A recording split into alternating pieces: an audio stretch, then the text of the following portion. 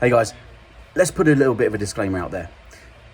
These may be genuine, and for some reason they just decided to block me. So please don't go and do anything silly.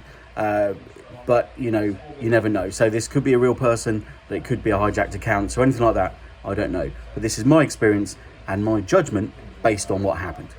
Check it out. Good day, race fans, and Neil here with an update. This week we're going to post a video about the things I do to try and avoid Facebook Marketplace scams. Now I know that I bet you probably think, well, you can't really get scammed on Marketplace. However, so I'll start from the beginning. I was searching for an item and it's called a Remarkable 2. It was a tablet. It's like an iPad, but all it does is write notes. So it basically makes this electronic instead of pages and pages, and it stores it somewhere secure, and you've always got it. And you get a stylus. So yeah, and I think that would help my note taking amazingly well. And so I was looking for one of those. Now they are hundreds of pounds to buy. A Remarkable 2 online, it's about £650 by the time you bought a stylus and a case. So okay, I'm on the hunt. So I'm always on eBay dabbling at getting a second-hand thing, just like I like to do, is like to get something used to start with, make sure I'm going to use it before I invest. So they do Remarkable ones, an older one. I thought, well, I'll get that, spend a decent chunk of money on maybe a new one, or even a good second-hand one of the latest model. So I'm on Marketplace and looking around. There's nothing local. They're pretty rare, and I find one, and it's in London. It's by this lady selling it called Daisy May, and there's a picture and she's selling it. Now, I know what you're going to think, so please hold your judgment, because I know what's going to happen. I spotted one for about £140. Whoa.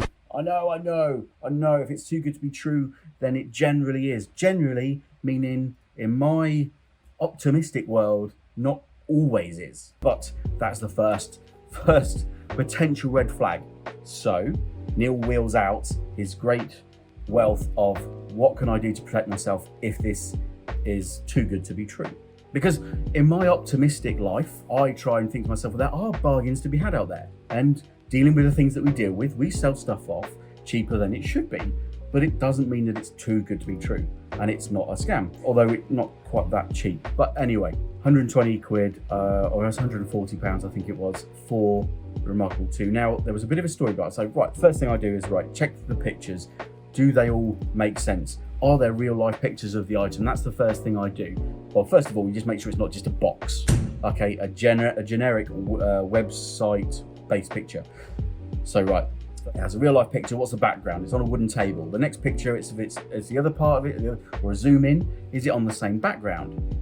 Okay, so it's not just a picture from the internet taken at the front, another picture from the internet taken from the back, or from another advert on eBay or something. So they're not trying to say, okay, that's another basic check. Yes, they're all on the same background. There's lots of pictures. It all looks legit. It's not just a catalog image. I think, okay, to myself, there's quite a few pictures that back up the story. Then the story underneath it goes, right, it's quite legit. I check out the story. It's not just it's used, comes with stylus, job done. There's a bit of personality behind it. Now, scammers have come a long way, because you used to be able to spot scam emails by spelling mistakes, really simple spelling mistakes, which I think if I was a scammer, I'd at least run Grammarly. So there was a bit of a story behind it, and I look out for the story. My company gave me this. I think it was actually, the lady wrote something about the fact that, I can't remember if she said she'd upgraded or something, but there was a bit of story behind why she has this for sale. And, selling it due to blah, blah, blah. No problem. Then I check out the location. So the story, there's a bit of humanness to the story. So that's another little tick in my direction. Still on the fence. I look at the location. It says London. Okay, fair enough.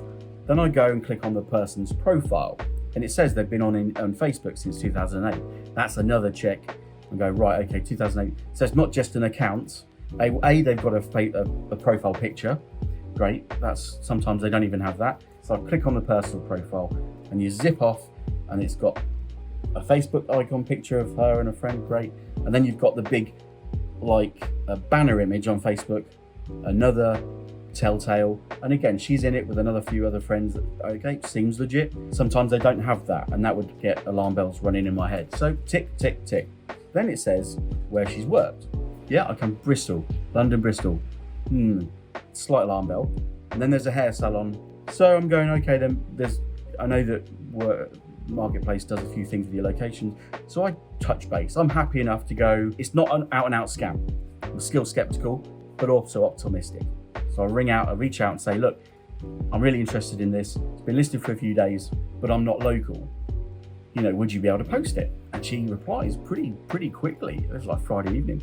Said, yeah, I'll look into it. I don't really know much about postage costs, but I'll look into it. I was like, yeah, fine. I don't mind paying postage. And I think that's where, if you were just going to pick it up, you're not going to get caught out too much unless they start asking for payment ahead of picking it up. And in my belief, it should be possible. And I don't even mind risking a bit of money to get a bargain that can be posted. So that's where I'm opening myself up to be scammed here. So I approach her for postage and she comes in. I said, yeah, no problem. Find out the cost for me. I don't mind paying for postage. Didn't even argue with the price because it's a good price. She came back with a screenshot from Hermes and said, yeah, looks like that we can drop it off with them and it'll get to you in a couple of days. Process month. Yeah, I love that. It's fine. The location really doesn't bother me. So I said to them, right, there's the last kind of step. Can I have a picture with the device with a piece of paper with your name and the date on, today's date, and we're good to go. Woke up Saturday morning, hadn't heard back. That's fair enough. It was getting late. I looked at the message and it came up as that not delivered or undeliverable or something. That's strange. So something's amiss. Okay, still a bit optimistic.